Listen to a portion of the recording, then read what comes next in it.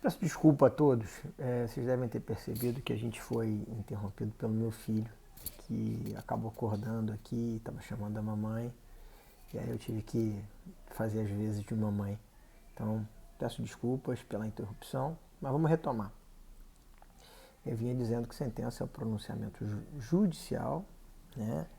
É o pronunciamento judicial que é, aborda a temática, os temas trazidos pelos artigos 485 e 487 do Código de Processo Civil e encerra o procedimento comum, encerra a fase cognitiva de uma relação processual. Eu gostaria de convidá-los à leitura do artigo 203 do Código de Processo Civil. O artigo 203 é o artigo que define, que conceitua os provimentos jurisdicionais. A sentença é um provimento jurisdicional.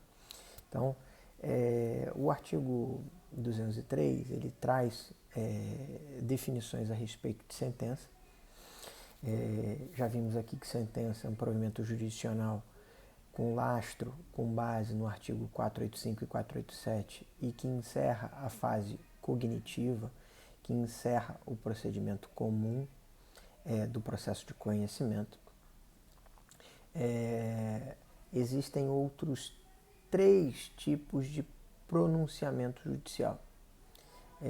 Além da sentença, existem outros 3 tipos de pronunciamento jurisdicional judicial. Além da sentença, a gente tem a decisão interlocutória. E a conceituação de decisão interlocutória, ela é uma espécie de conceituação por exclusão. Tá? Então, se houver conteúdo decisório, se houver carga decisiva na decisão judicial e essa carga decisiva não estiver contemplada pelos artigos 485 e 487 do Código de Processo Civil, nós estaremos diante de uma decisão interlocutória.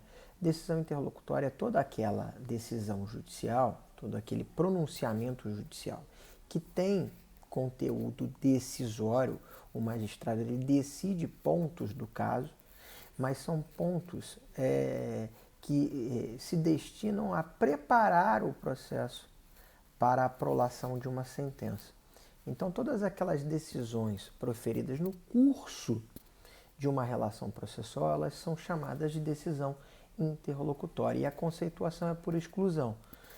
Todo pronunciamento jurisdicional que contiver conteúdo decisório, ela será ou sentença ou decisão interlocutória.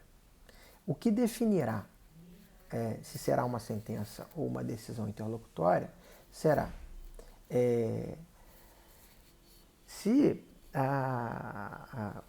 o assunto trazido na decisão estiver lastreado nos artigos 485 e 487 do CPC e, adicionalmente, encerrar o procedimento comum, estaremos diante de sentença. Apenas com esses 2 critérios estaremos diante de sentença. Se a decisão proferida pelo magistrado abordar aspectos do 485 e do 487, mas não colocar fim à relação processual inaugurada pelo procedimento comum, não estaremos diante de sentença, senhores. Estaremos diante de decisão interlocutória. Por isso que o conceito de decisão interlocutória é por exclusão. Correto? Disse aos senhores que temos 4 tipos de provimentos jurisdicionais previstos no Código de Processo Civil. Falei sobre sentença e falei de decisão interlocutória. Os outros 2 tipos de provimento são os despachos. Despachos são decisões judiciais, decisões proferidas pelo magistrado, sem qualquer tipo de conotação decisória. Quando o juiz determina a manifestação da parte autora em réplica, não há qualquer tipo de decisão, de ato de inteligência. Na realidade, o magistrado ele só dá sequência, ele só dá seguimento à relação processual. Não há qualquer ato de inteligência por parte do magistrado. É um ato mecânico, é um ato que ele é necessário para que o procedimento seja encadeado e que ele siga com o objetivo de prestação de uma tutela jurisdicional de mérito, mas não há qualquer tipo de ato de inteligência ali, não há uma decisão propriamente dita. Então, estamos diante de um despacho. Então, despachos são atos jurisdicionais, são provimentos jurisdicionais despidos de conteúdo decisório. E o quarto tipo de provimento jurisdicional é também um provimento jurisdicional despido de conteúdo decisório, mas que não necessariamente é praticado por magistrados. Estou me referindo aos despachos de mero expediente. Os despachos de mero expediente eles podem ser praticados por delegação. O magistrado ele pode delegar ao diretor de secretaria, ao escrivão, a prática de um determinado ato, sem qualquer tipo de conteúdo decisório. Um ato de expedição de um mandado de pagamento, ou um simples ato no sentido de certificar a existência ou não de uma manifestação nos autos. Então, estamos diante de despachos de mero expediente, e esses despachos de mero expediente, eles se diferem dos despachos justamente pelo agente que pratica esse provimento. Os despachos são praticados pelos juízes, são atos sem qualquer tipo de conteúdo decisório. E os despachos de mero expediente, que também são atos sem qualquer tipo de conteúdo decisório, mas são atos praticados por funcionários de cartório. E os funcionários de cartório também têm a possibilidade de praticar atos tendentes a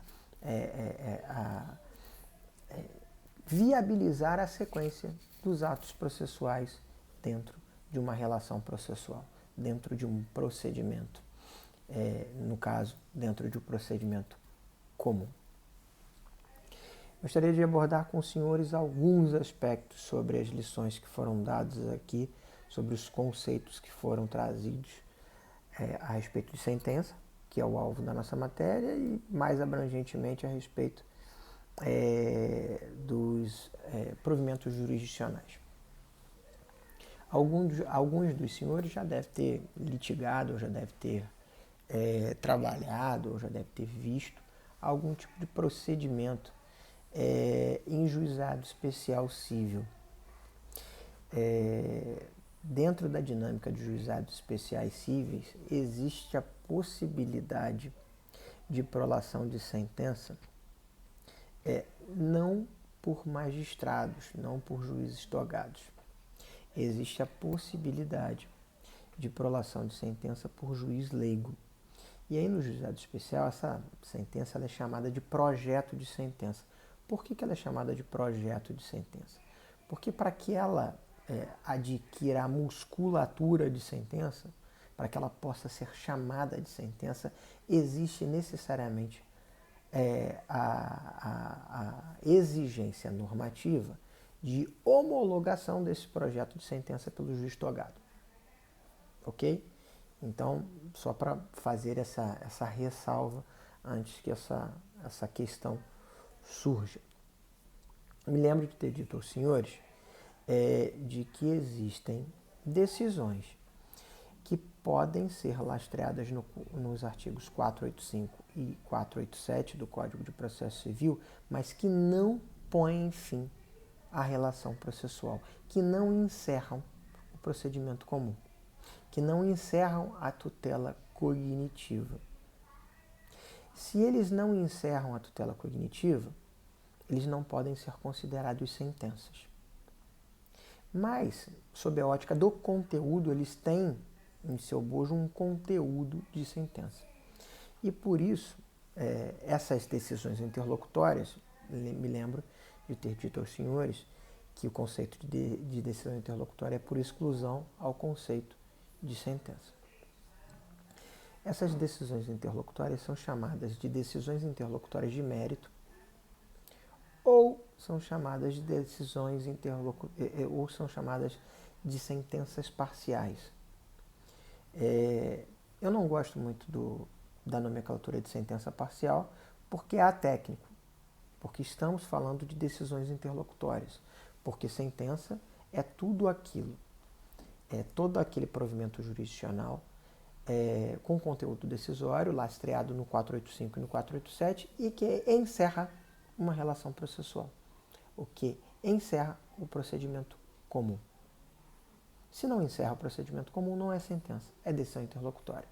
Então, os senhores encontrarão na doutrina as expressões sentença parcial e decisão interlocutória de mérito. São expressões sinônimas, mas eu gosto de usar o termo decisão interlocutória de mérito porque me parece mais adequado sob o aspecto metodológico e que me parece também mais adequado para a perfeita compreensão do Instituto. Vejamos exemplos dessa decisão interlocutória de mérito. O juiz pode verificar no curso do processo que parcela do pedido formulado na petição inicial está aivada ou está fulminada pela ocorrência do instituto da prescrição. Apenas para dar um exemplo. Então, o juiz ele pode proferir uma decisão interlocutória de mérito, dizendo que parcela do pedido está sendo resolvida e que ele está acolhendo a prejudicial de mérito, a prescrição, com relação à parte do que foi pedido. É mérito? Sim, a prescrição, a gente vai ver um pouquinho mais à frente, é a matéria descrita pelo artigo 487 do Código de Processo Civil. Mas o processo, a relação processual, ela tende a ter uma continuidade para a solução da parcela do pedido não abrangida pela prescrição. Então, se a relação processual terá continuidade, nós necessariamente não estamos diante de uma sentença.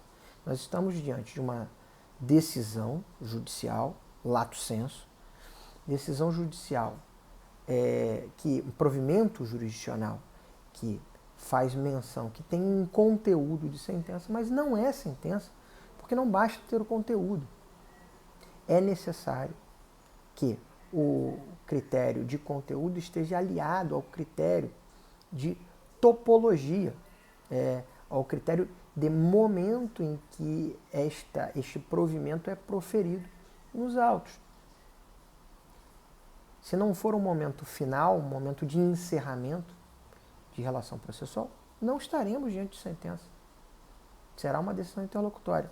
E esta decisão interlocutória, quando contiver conteúdo descrito no 485 e no 487, será considerada uma decisão interlocutória de mérito.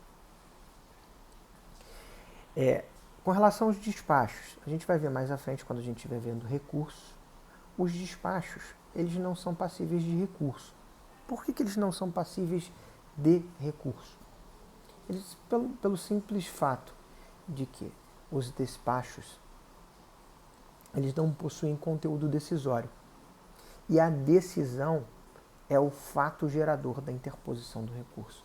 Então, se eu tenho um provimento judicial despido do elemento decisório, necessariamente eu não tenho estartado o direito à interposição de um recurso, porque um recurso ele se presta a impugnar um ato decisório. o artigo 1001 do Código de Processo Civil estabelece expressamente que não cabe recurso contra ou para impugnar despachos. E aí os senhores podem estar se perguntando, mas nós podemos estar diante de um provimento jurisdicional que não tenha conteúdo decisório, mas que cause prejuízo à parte. Imaginemos aqui uma hipótese em que o juiz se furte de maneira evasiva a se pronunciar sobre um pedido de tutela provisória, por exemplo. E o juiz, ele não enfrente a tutela provisória que foi requerida, que é uma medida lastreada na grande maioria das vezes no elemento urgência. A gente vai ver isso um pouquinho mais à frente quando a gente tratar de tutela provisória, né? Mas o fato é que o juiz ele pode dar decisões que não enfrentem a tutela decisória.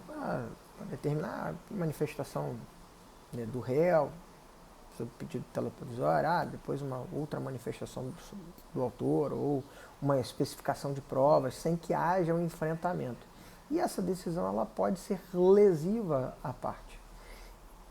O que a parte deveria fazer? O que o jurisdicionado tem à sua disposição?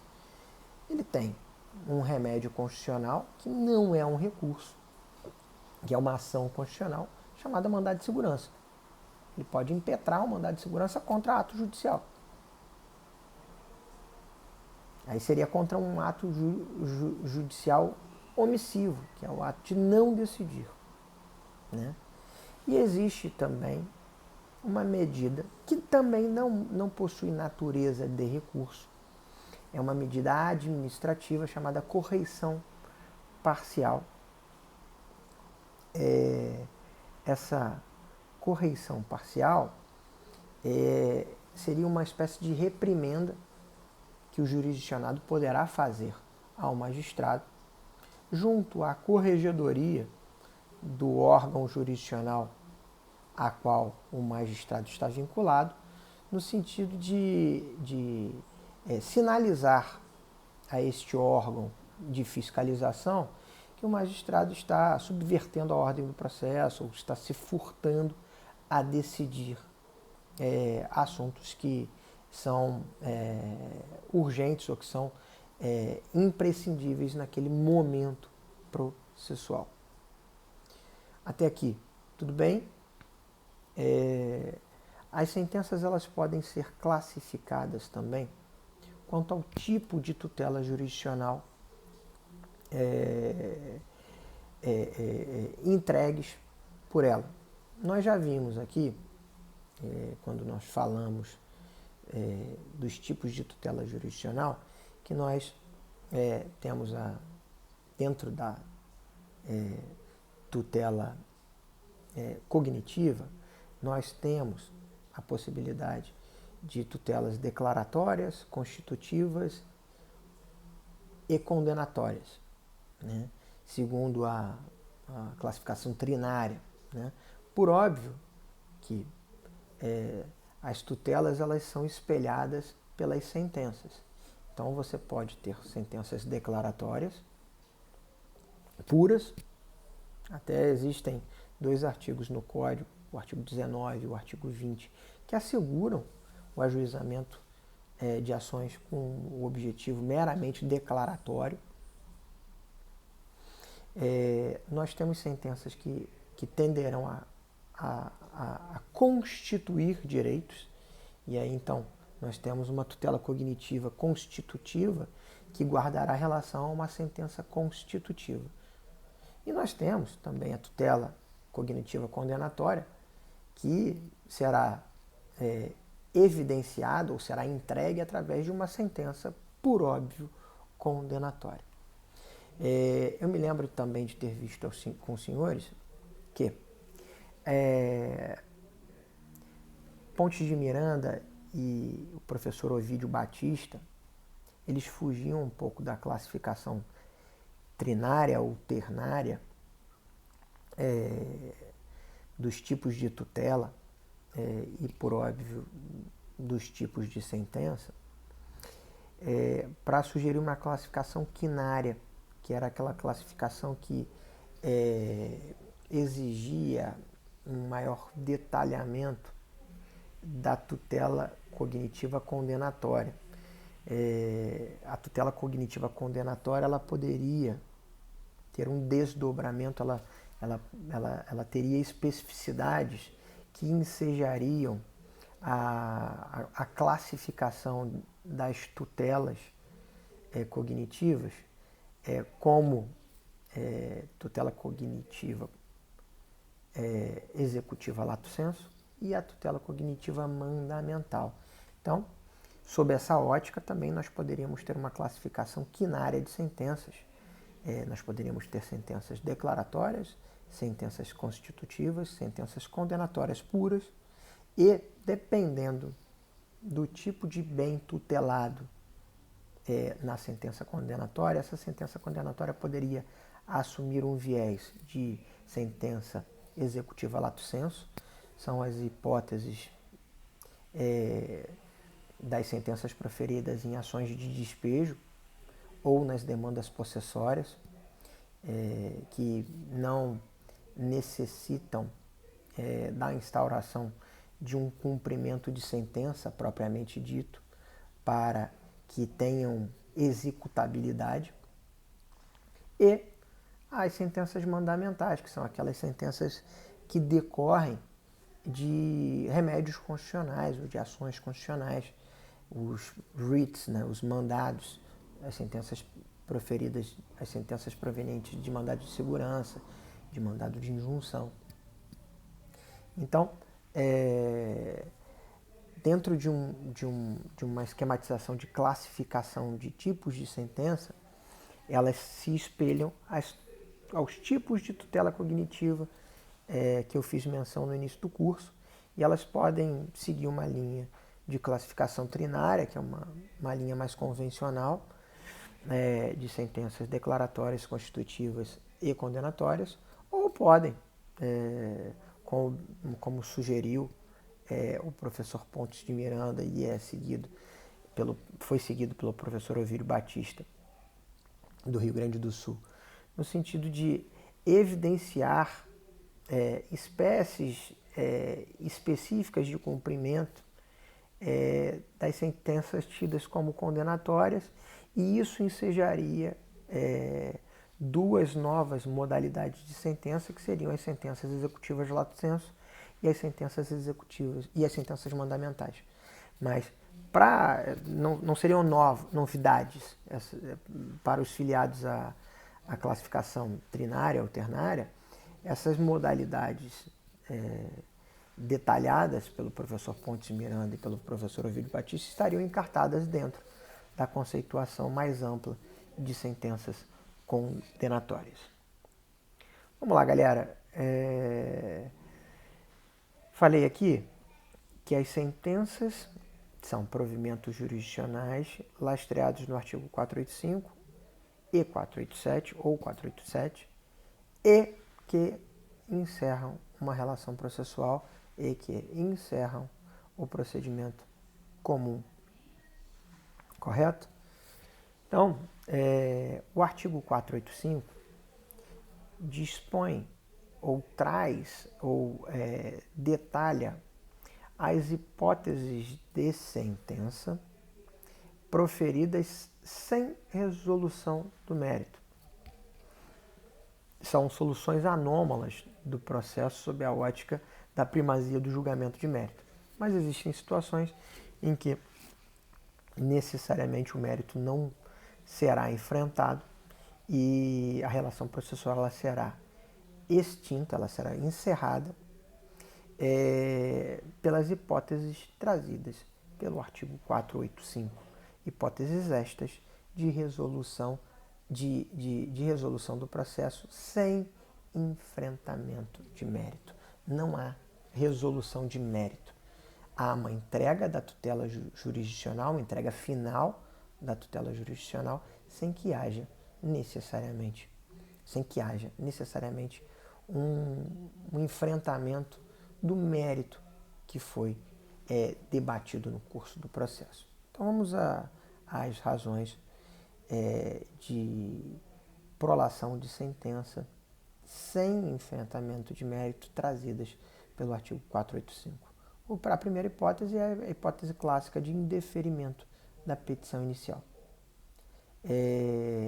A petição inicial indeferida, evidentemente que nós vimos que o magistrado ele tem que conferir oportunidades de emenda ou de conserto da petição inicial para que ele não tenha que proferir uma sentença extintiva do processo sem análise de mérito em razão do indeferimento da petição inicial, mas se essa emenda não for feita ou não for possível de ser realizada, necessariamente o magistrado terá que encerrar o processo sem análise de mérito pelo indeferimento da petição inicial, e isso é uma sentença. A segunda hipótese é uma hipótese de negligência das partes.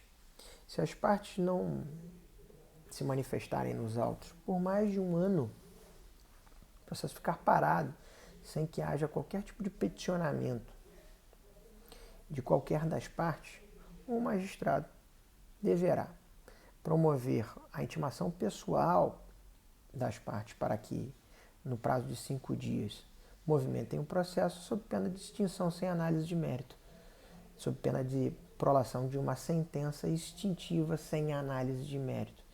E se as partes não se pronunciarem nesse prazo de 5 dias, após a intimação pessoal, haverá a prolação de uma sentença lastreada no artigo 485, sem resolução de mérito.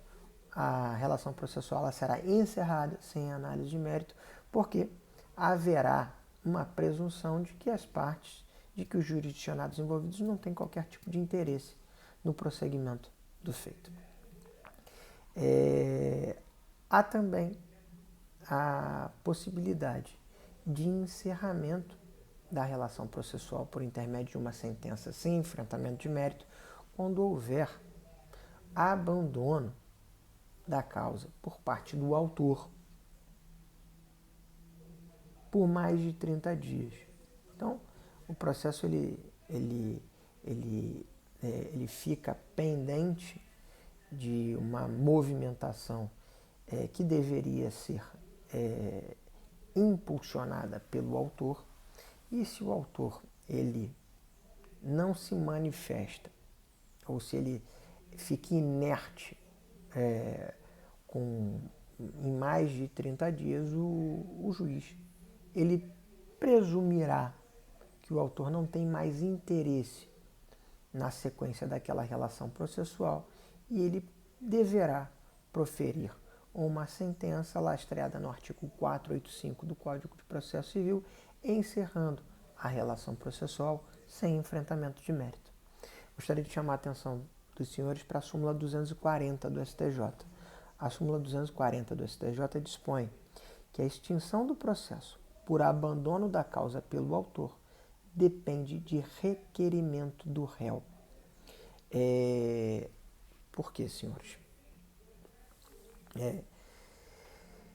Se o réu, no prazo, se o réu não requerer a extinção, não requerer a intimação do autor para que promova atos tendentes à sequência da relação processual, se ele não se manifesta, a gente vai cair na regra da hipótese anterior, que seria de negligência das partes. E aí teria que ter um prazo de 1 ano. Mas se o réu ele tiver interesse em resolver a relação processual que lhe foi imposta pelo autor e pelo Estado juiz, e ele verifica que existe uma providência que está a cargo do autor há mais de 30 dias e essa providência não foi efetivamente feita, o que o réu, numa postura proativa processual, deverá fazer? Ele deverá requerer a intimação pessoal do autor para dar andamento ao processo e, em sendo a inércia do autor evidenciada após essa intimação, meu filho acordou de novo, em sendo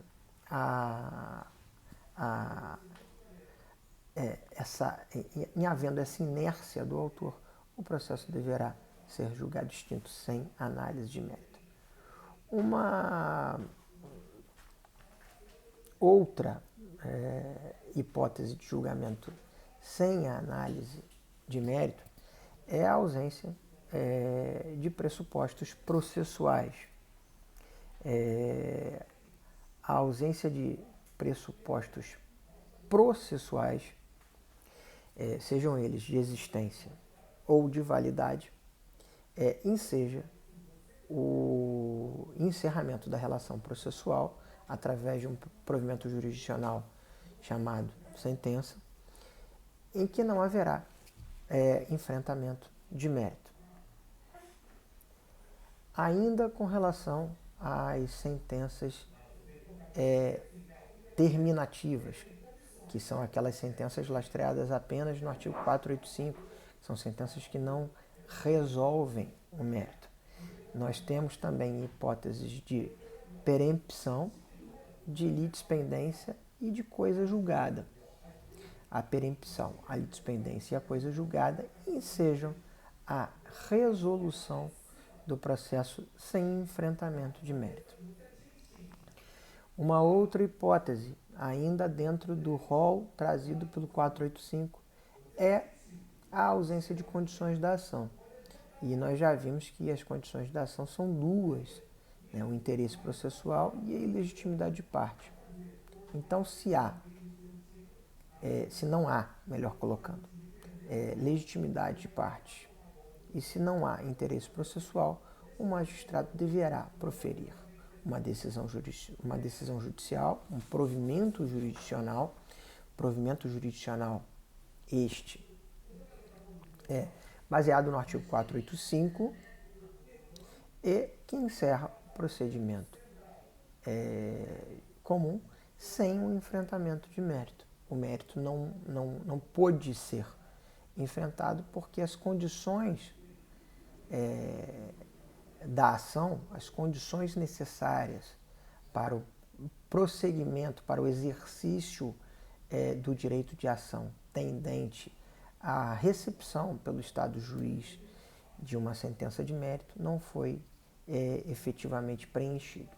Tá? Para que a gente conclua aqui as hipóteses de sentenças lastreadas no artigo 485.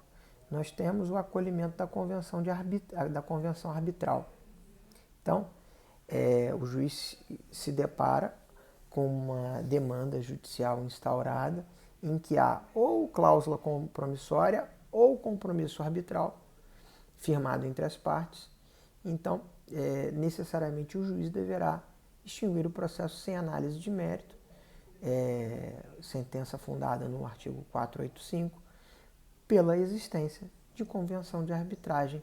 Convenção arbitral é esta que deverá fazer com que a demanda posta junto ao Poder Judiciário seja enfrentada pelo órgão de arbitragem definido pelas partes. Pré-definido em sendo uma cláusula compromissória ou definido após a instauração do litígio, compromisso de arbitragem. Né? Já fechando e já partindo para a conclusão das hipóteses de prolação de sentença com base no artigo 485, é a homologação de desistência da ação. Toda vez que o autor se manifesta pela desistência, o juiz ele deverá julgar o processo extinto sem análise de mérito. Veja que a desistência ela só pode, ela só poderá ter, só poderá ser aceita pelo magistrado antes da apresentação de contestação. Veja, se a contestação for apresentada, ao autor é defeso a apresentação de desistência sem que haja a anuência do réu, porque o réu já ingressou no processo. O réu já ingressou na relação processual, então essa desistência ela precisa da anuência do réu, necessariamente. Até a apresentação de contestação, o autor pode desistir livremente e o juiz homologará essa desistência por sentença lastreada no artigo 485. Desistência ela é diferente da renúncia. Quando você desiste, você está desistindo daquela ação que foi proposta. A renúncia não, a renúncia engloba o direito tratado na ação. E a gente vai ver que a renúncia é causa de prolação de sentença lastreada no artigo 487, ou seja, com resolução de mérito. Sentenças que resolvem ao mérito.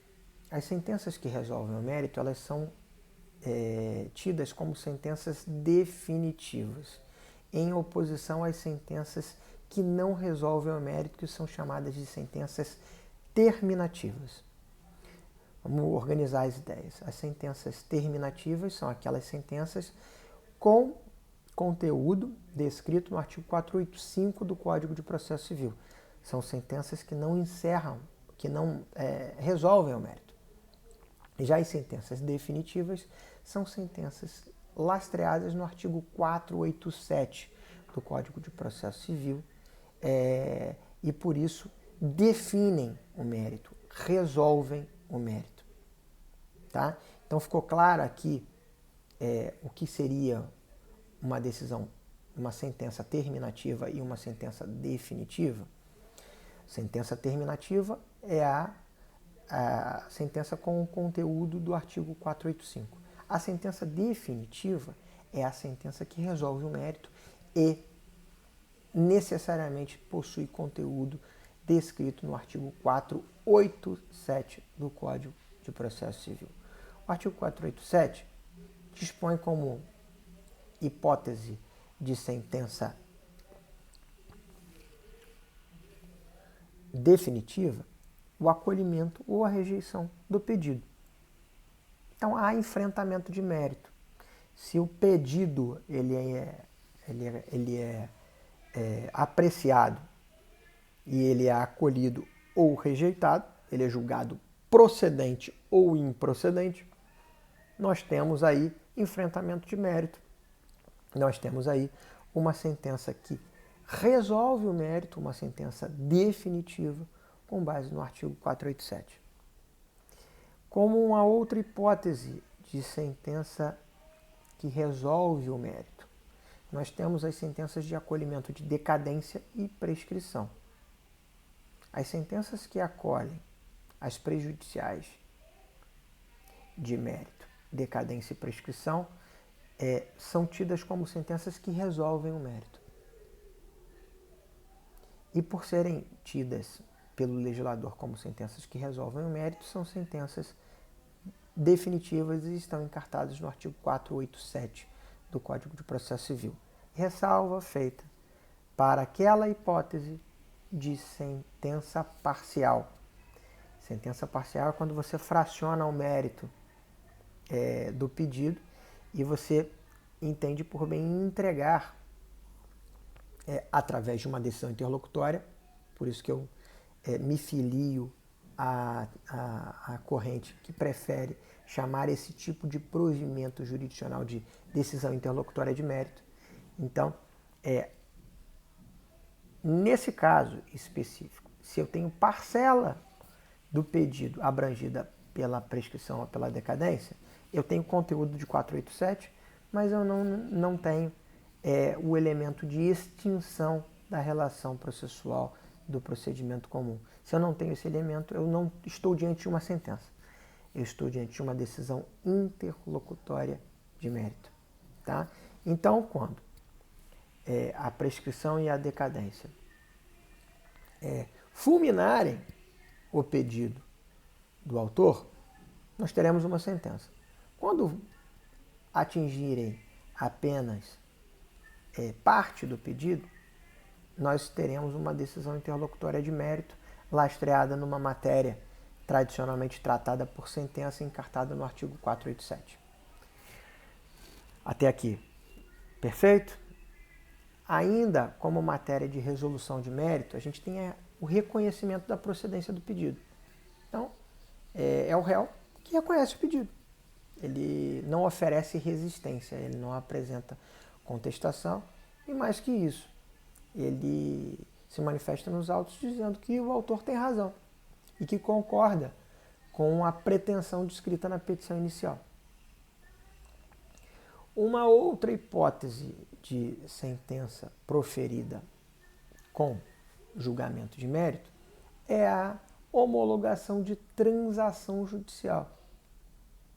Então, quando as partes elas transigem, quando as partes elas encontram através de uma solução negociada, se elas conseguem uma composição, as partes, os jurisdicionados, deverão levar esta composição para a homologação do magistrado.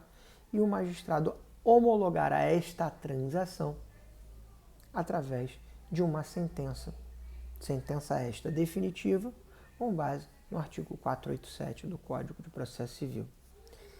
Lembram que eu fiz uma distinção entre desistência e renúncia? A renúncia, ou seja, a renúncia não precisa da anuência do réu quando o réu ingressa nos autos com apresentação de contestação. A renúncia é uma manifestação legítima e autônoma por parte do autor, dizendo que renuncia ao direito pleiteado na petição inicial. E essa renúncia, ela tem um efeito de julgamento de improcedência, na realidade, do pedido. Porque se há renúncia, o juiz ele não precisa efetivamente se debruçar sobre o caso, ele apenas homologa a renúncia e aquela renúncia faz com que o autor não possa mais envolver o réu numa relação processual que verse sobre esta determinada matéria renunciada. A desistência é com relação à relação processual e a renúncia é com relação ao direito em si, ao direito material. Já avançando um pouco, nós temos como elementos essenciais da sentença, nós temos 3. Uma sentença, um provimento jurisdicional de sentença, ele precisa ter 3 elementos essenciais. Ele precisa conter relatório. Então, o magistrado, ao proferir uma sentença, ele precisa relatar o caso. Ele precisa detalhar toda a tramitação processual até aquele determinado momento. Ele precisa detalhar qual é o pedido que foi feito na petição inicial, quais foram os pontos arguídos através de contestação, quais as provas produzidas nos autos. É uma evidência de que houve uma análise apurada do magistrado com relação ao caso que está sendo posto para julgamento. O segundo elemento essencial da sentença é a fundamentação. A fundamentação é um direito fundamental do jurisdicionado.